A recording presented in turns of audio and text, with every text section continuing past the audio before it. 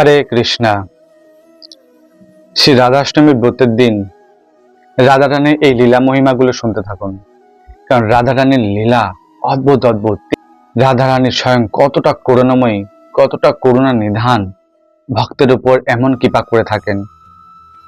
দেখুন, আজ রাধারানীর এমন এক লীলা আপনাদের শ্রবণ করাবো, সত্যি মন মন্ত্রমুগ্ধ হয়ে যাবে। যদি কিছু লাভ করতে হয় জীবনে, তো ওই লীলার চরিত্রের মাধ্যমে লাভ করুন, ভাগবত কথা শোনার মাধ্যমে লাভ করুন, যেটা আমাদের হৃদয় নির্মল হবে।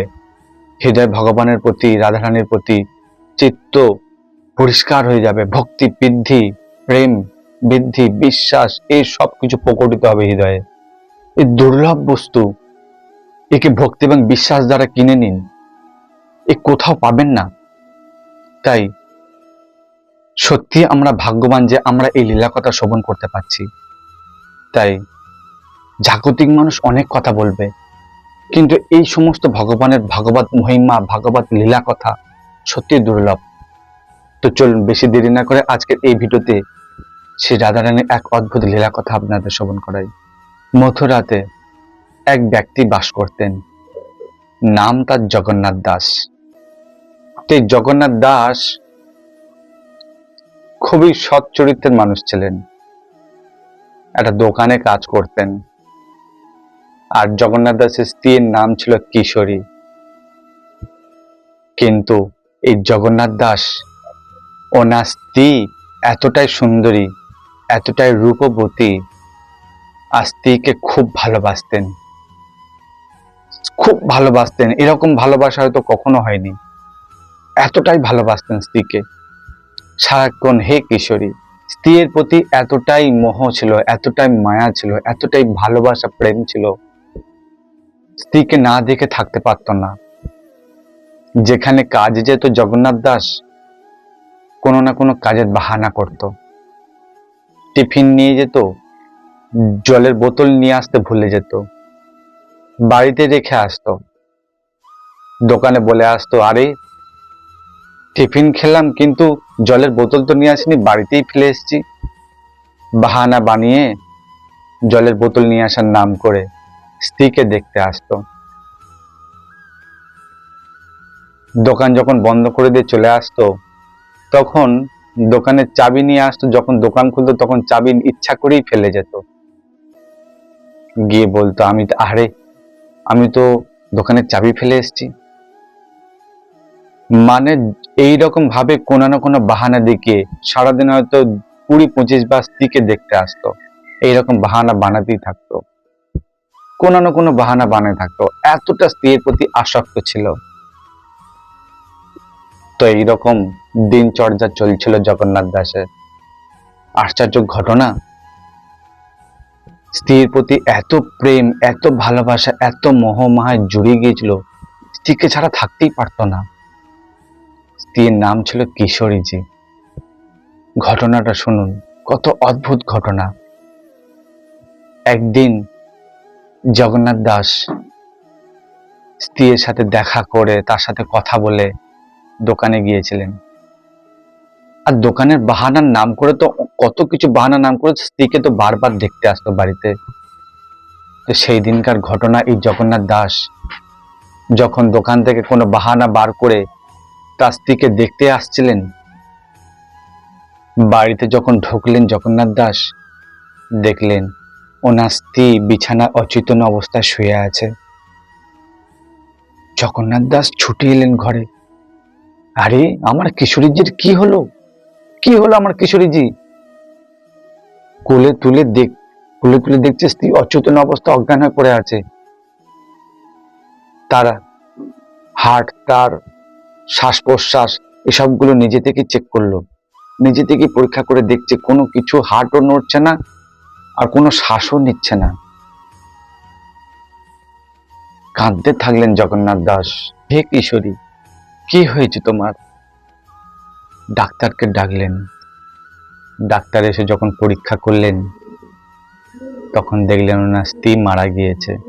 সইতে পারলেন না, আমার স্ত্রী এরম ভাবে চলে যেতে পারে না, আমাকে ছেড়ে এরম ভাবে চলে যেতে পারে না। ব্যাস, হে কিশোরী, হে কিশোরী বলে শুধু কাঁদতেই থাকলেন। যেহেতু স্ত্রীকে সব থেকে বেশি ভালোবাসতেন, সারাক্ষণ তাকে দেখতে চাইতো, আর সেই স্ত্রী তাকে ছেড়ে চলে গেল। তাহলে বুঝতে পাচ্ছেন, যে প্রিয়তমাকে এত ভালোবাসে সে যদি ছেড়ে চলে যায় তাহলে তার হৃদয়ের অবস্থা কেমন হতে পারে।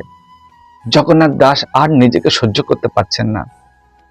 এইরকম ভাবে 3 দিন স্ত্রীকে নিজের ঘরেতেই রেখে সে সারাক্ষণ কাঁদতে থাকছিলেন যে হে কিশোরী, হে কিশোরী।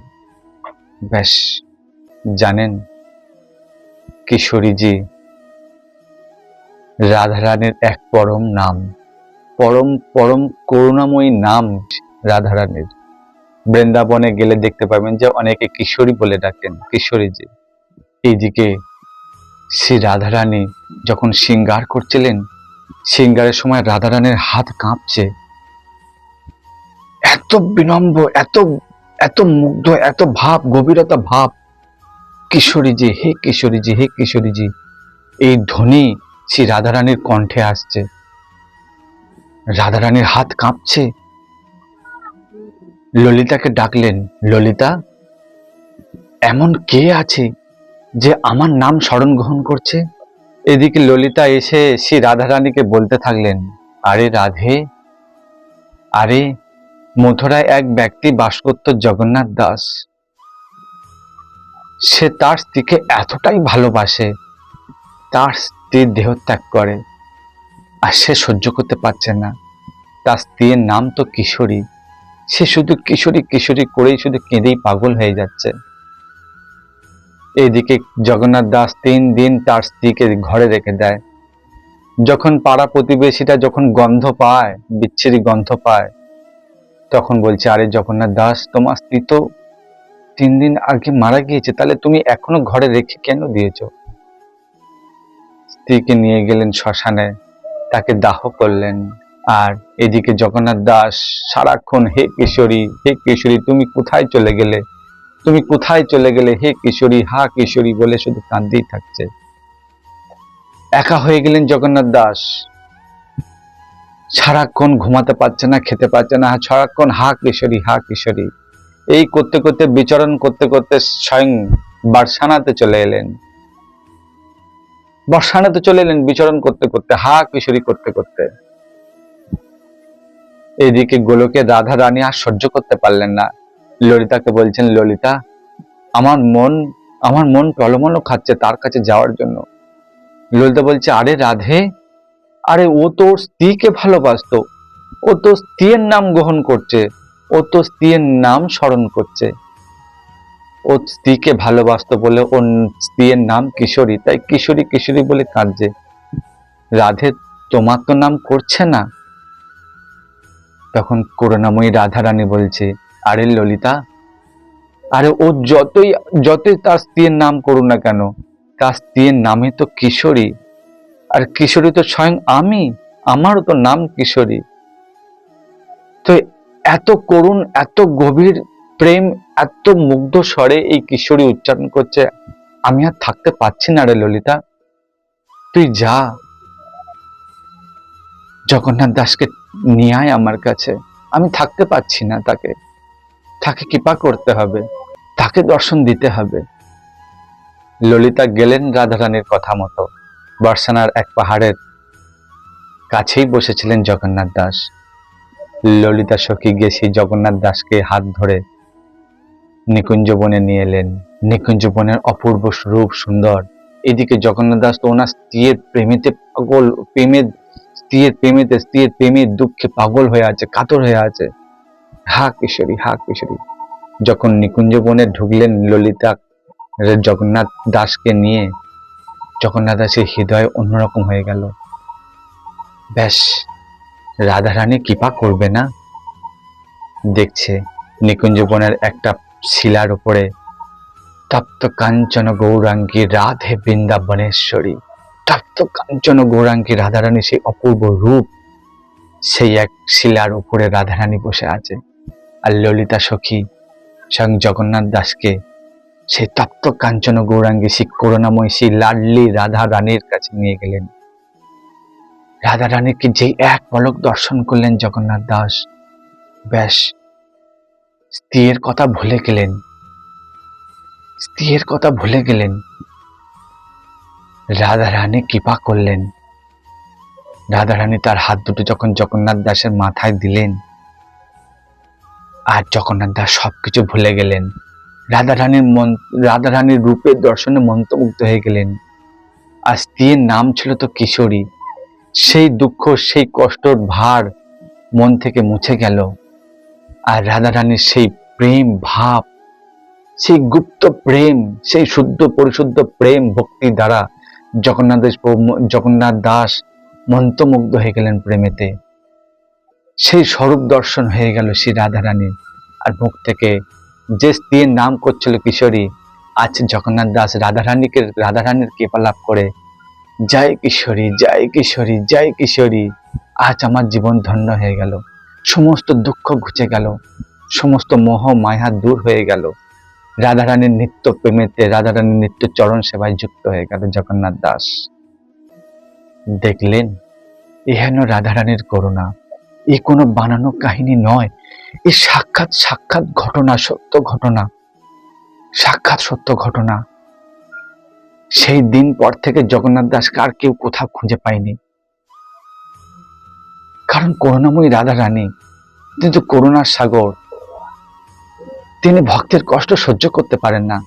দেখুন, সেই জগন্নাথ দাস যা স্ত্রীর প্রতি এত এত মোহাচ্ছন্ন ছিল, এত আসক্ত ছিল, কিশোরীকে ভালোবাসতো না, কিশোরীকে জানতোই না কিশোরী যে কে।